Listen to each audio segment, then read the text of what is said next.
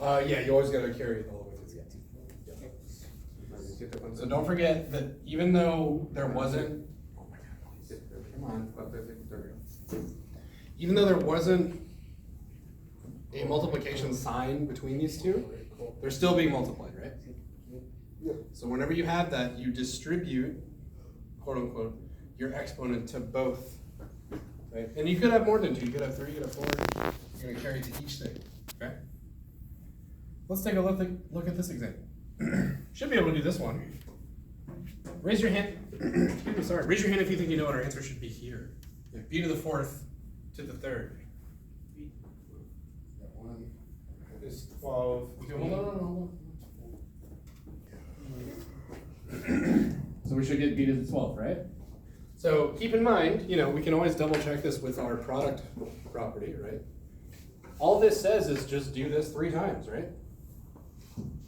So b to the 4th times b to the 4th times b to the 4th, right? Well, these are all the same base, right? So what can we do with the rest of them? Add them up. That's 4 plus 4 plus 4. 12. 12b. You didn't include b. Let's talk about this one. Where is here? Is that a 2 or a 7? That is a 2. Okay. Negative 10. Or sorry, is that negative s? These are s's, yeah. Okay. Negative s 6. Okay. Or is it negative 6? Negative s. Okay. Let's break it down. Can we agree that this is negative 1 times s to the 3rd? Yes. Okay. So keep in mind, because there isn't parentheses here, or there aren't parentheses, because parentheses is plural, because there aren't parentheses here, this exponent has nothing to do with this negative. Okay? They're not related at all. Okay? So it's just negative s. Yeah, so that's what that negative 1 is, right? Okay. Now, what do these parentheses tell us to do? What operation are we doing with this and this? Yeah, we're going to multiply. Right? Okay. Can we also agree that negative s to the 2nd is just negative 1 times s to the 2nd? Yeah. Okay. Now, can we rearrange this so that we put our numbers next to each other and then our variables next to each other? Yeah. Yeah. Because of that commutative property of multiplication, we can rearrange our multiplication.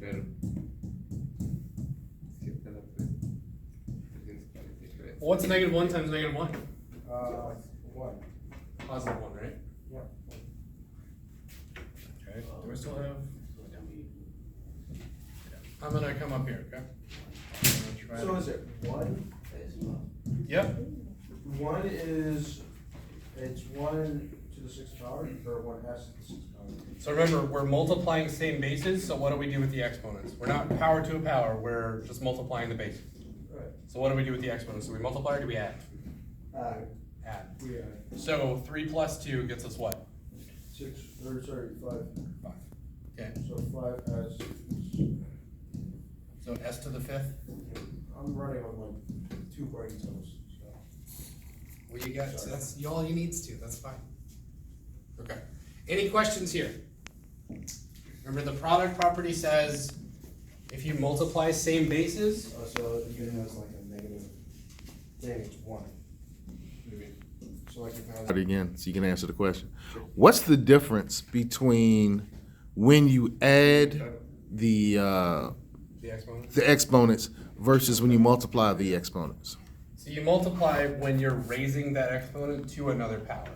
So for example, this, we're gonna add because we're multiplying the bases together. Okay.